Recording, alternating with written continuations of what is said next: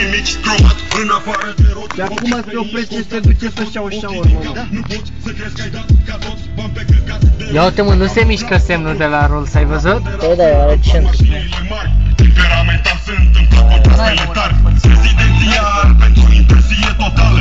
O să fac pe comandă interior din piele albă.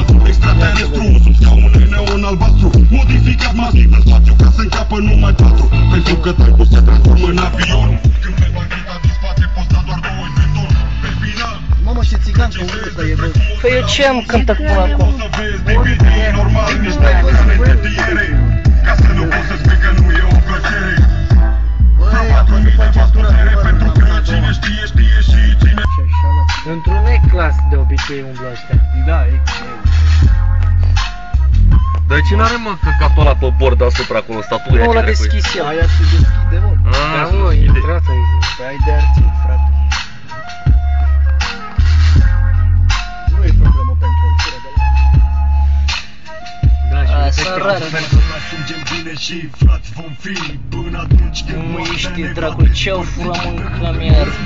Crezi că am trecut prin Austria, Italia. să ne dezbatem. Ah, N-ai nu, să nu, vezi, nu, frate, n-ai la să ei vezi, așa nu. Ce-am ceva. văzut, mă, niciunul. Păi nu vezi.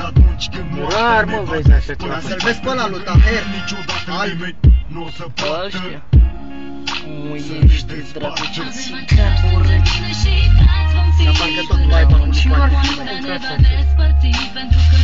Marș, mă, compar Maybach-ul cu Phantom-ul. Hai, mă, lasă mor. Nu mi-e dor mai tare, mă, Phantom-ul. Toate că e mai bun Maybach-ul, frate. Dar Rolls, frate, nu e Rolls, e Rolls. Ce? Îl dracu, ți-ai Rolls de 20 de ani și tot e Rolls.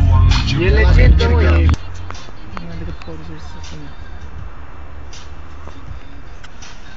Hai, mă, mai repede, bagă piciorul în Lasă-mă să accelerație, mă. plec de aici. Nu e, mă, ăsta Stai, cam... mă, din gură. Cu 200 la oră vine asta acum. Da, cam așa.